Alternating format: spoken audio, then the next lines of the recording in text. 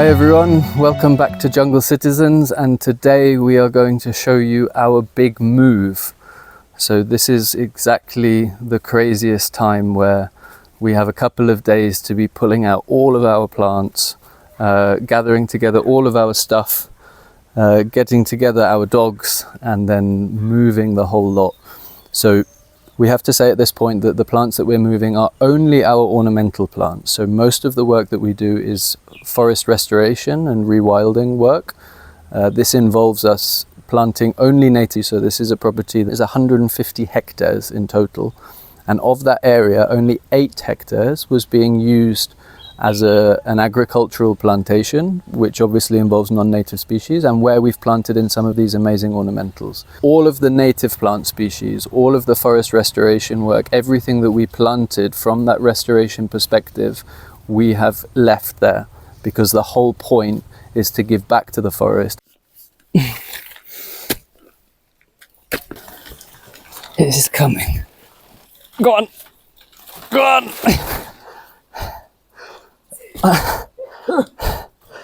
Yeah, it's coming. It's coming. Is it? Yeah. Goodness. Oh. I hope this is the hardest one. Ready? You got your grip? Yeah. 1, 2. Again. 1, 2. Oh, yes. She's out. Oh, me. Whew.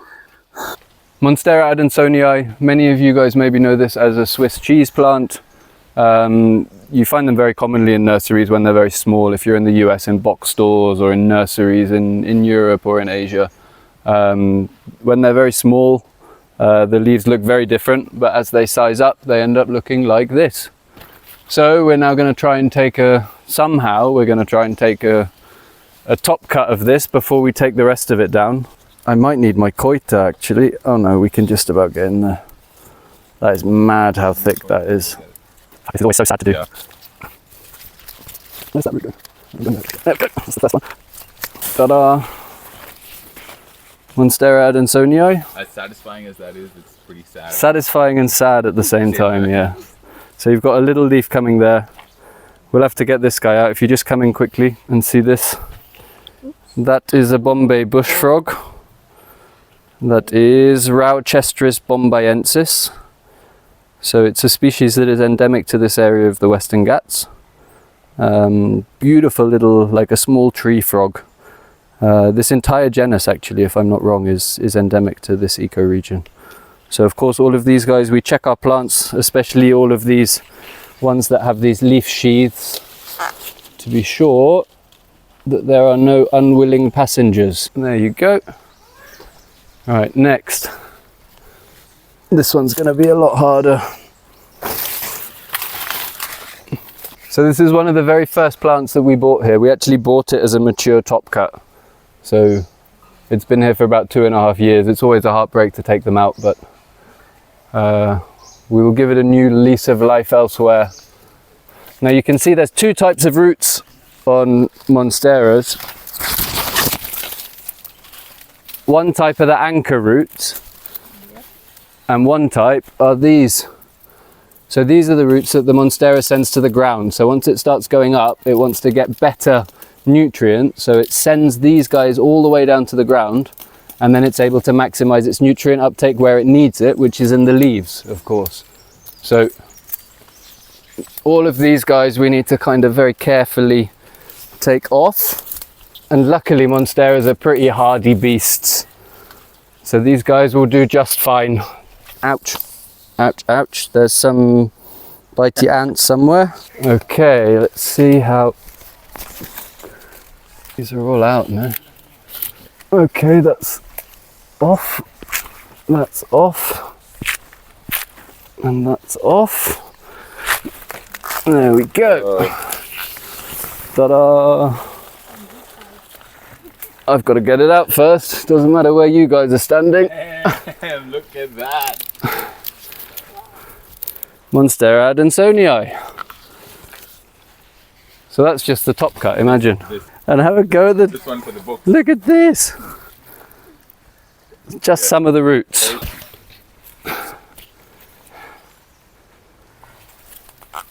Got it. Huge, I think, is probably the only reasonable way that you can describe that. I didn't want this. No, not the second one. I thought the first one was big. Yeah. It's even bigger. Yeah, this guy is pretty huge. Let's put him here. Oh, yeah, yeah. And now these should just fold off, basically. Yeah, you see? You can be as nice as you want. Okay. Next one. Oh, he's still attached. There we go. And the thing is, it's easy to take them out, no? Now they're going to have to get replanted, and unfortunately we don't have so many trees, so a lot of these they're going to have to get put into a nursery type area, so they send out tons of shoots, and then we can propagate the small shoots and get them back out. So it's heartbreaking, but needs must. This is the original stem, so this guy, that's probably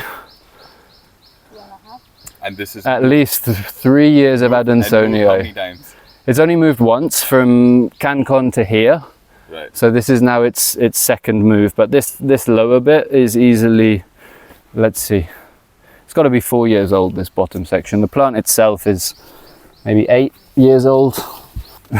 So this, because it's already an adult, it has all of the adult information in it. It means that if we plant this in the ground now, the shoots will come out initially as small juvenile leaves, but very, very quickly it will size up to be a good adult plant. So if you're looking to get big plants fast, try and get some cuttings off a collector, because they're going to give you that size really, really quickly. I mean, you can use leaf mulch, but if you've got sphagnum moss, literally put it all around this section. Just let the roots come out like crazy. These are the fixating roots, but they still have the ability to take up nutrients. So yeah, definitely take that one. That's got a second one coming as well. So that one will very quickly send out exactly the roots that you want. Wow.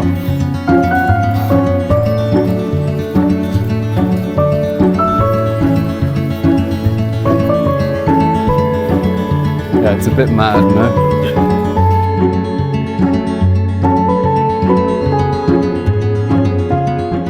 So next up we have Monstera pinnatipartita. New flowers coming, yeah, of course.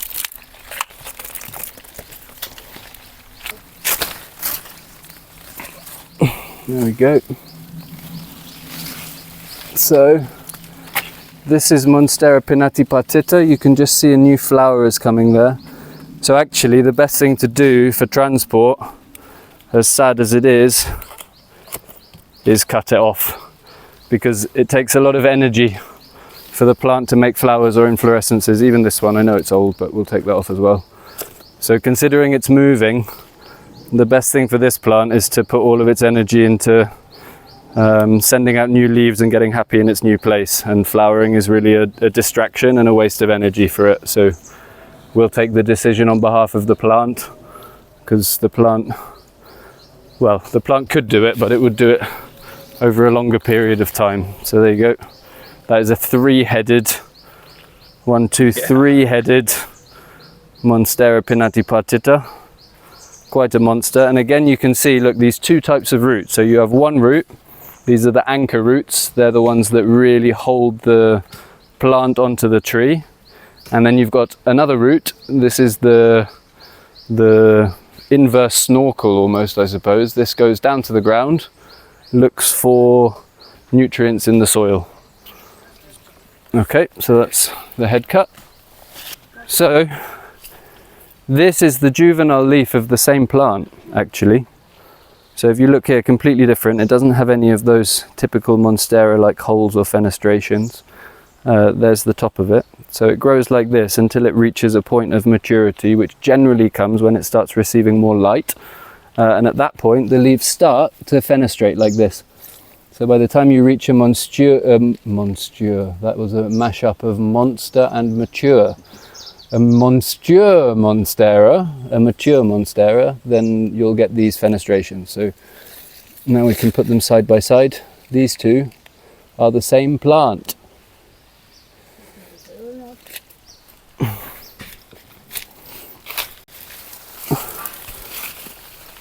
This is Philodendron burlmarx. There's little bits of variegation in it. That is another hugely robust plant. So for anyone that is new into the plant world and doesn't yet have their green fingers completely in tune, this one is really wicked. It's very strong, it's fast growing. The leaves do get bigger with time if they have enough light. So yeah, that's a really, really good beginner aroid. This one's like a weed actually. Yeah. Yeah. That's a very nice crystallinum. It is. You want another piece as well? No, the top was too big. Is it? Yeah.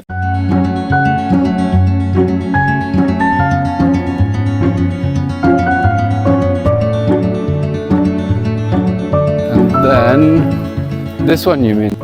Also similar to the... Very similar to Adansonii and to a skeleto, actually. It's kind of like a cross of, it's not a cross, but it looks like a mixture of a skeleto and Adansonii. We don't have any adults of these to show you, sadly. Monstera laniata.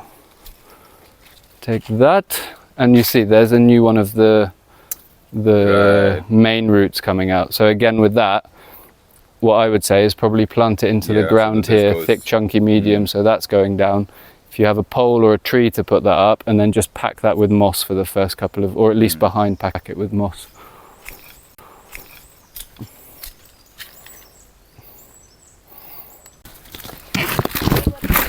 Yeah, this is a very large Philodendron bipennifolium.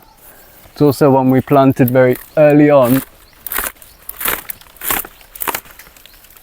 Oh, that's just broken, so I'll cut it there. For those of you watching, I'm sure it's quite heartbreaking to see this. Let me assure you that it's just as heartbreaking for us. There you go. Philodendron bipennifolium. So it's actually, oh yeah, it's just starting to flower, see? So again, what we're going to do is just cut the flowers off. 1, 2, and 3.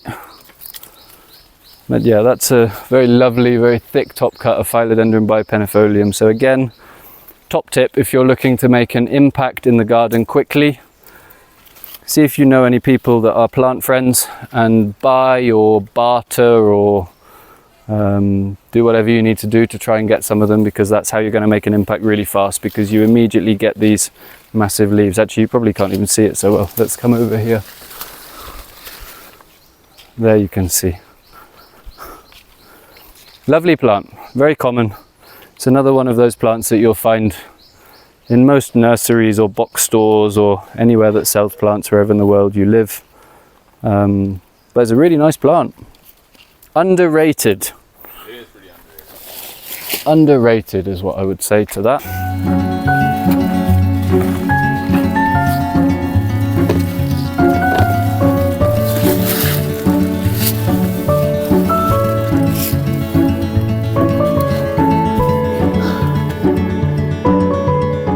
This is a Philodendron silver cloud. Very, very beautiful plant. This is not a plant that likes to climb up, it likes to crawl on the ground. So it's a very nice one, and it very quickly gets to be a really decent size, as you can see. Really, really nice one if you're living in a tropical environment. I mean, or if you're not, you just have to keep it in the house. But if you are lucky to live somewhere tropical, then this is another one of these. Oh, there you go.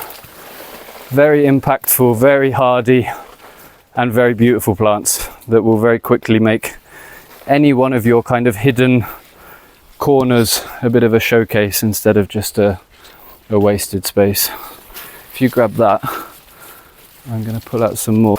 Yeah, I mean, everything's got to come out by this time tomorrow. Ridiculous. Yeah, it's ridiculous. I don't think you should like cut that till the till the vehicle's there tomorrow. Yeah, I think that's the last one to come out. Yeah. Instant reward kind of plant.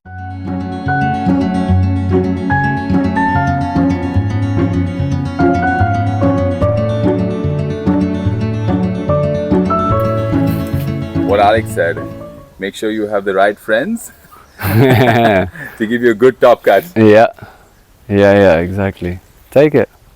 Yeah, let's If you, I mean, squeeze it in. if you have a landscaping job where you can find a tree now to put it Oh on, yeah, 100%. that is the maddest That thing. is the- Take it there directly. Make sure that this root is coming like this around the tree. Put loads of mulch and stuff around it. Add a little bit of extra thing. Make sure that it gets watered a little bit more than you normally would for a few weeks, Right. and the thing will go nuts. Perfect. And the impact is insane.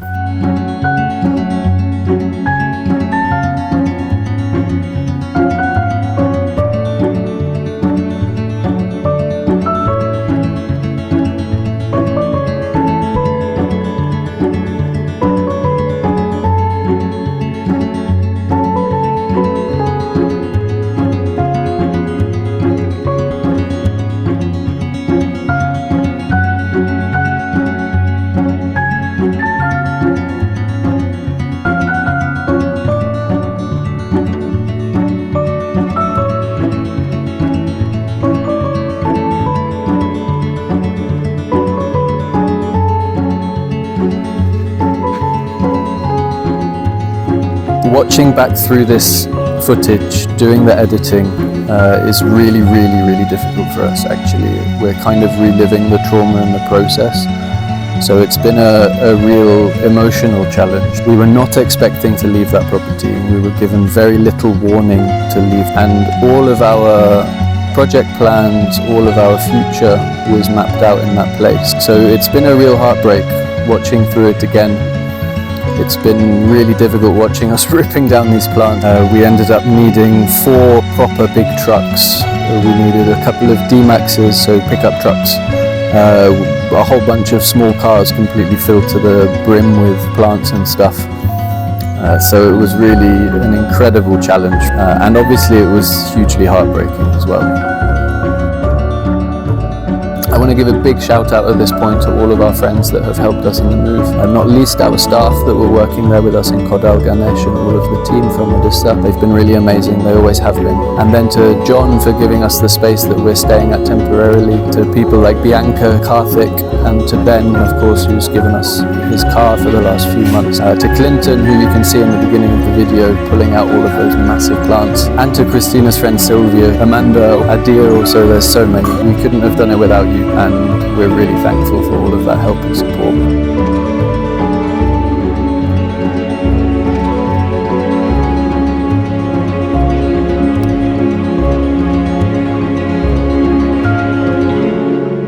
So everyone, we hope you really enjoyed this video. Do make sure you like and subscribe, because it makes a huge difference for us, and it really allows us to create more sustainability in the future, and hopefully together we can make a huge impact in this biodiversity and ecological crisis.